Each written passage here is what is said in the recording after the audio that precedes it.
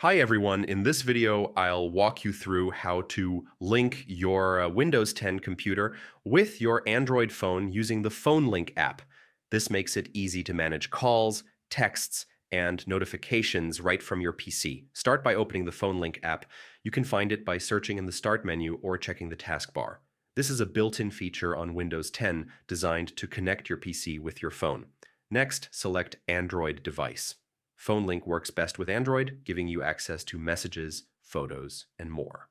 After confirming your Microsoft account, you'll see a QR code appear on your PC. This code securely identifies your phone to complete the setup. On your Android phone, open the Link to Windows app, then scan the QR code shown on your PC. This begins the secure connection between your devices. Your phone will now ask for permissions to access contacts, messages, and photos. Make sure to allow these so your PC can sync everything smoothly. Finally, sign in to the Link to Windows app using the same Microsoft account as on your PC. This keeps everything in sync automatically. And that's it. Your Windows 10 PC is now linked with your Android phone. You can reply to texts, view notifications, and even access photos without picking up your phone.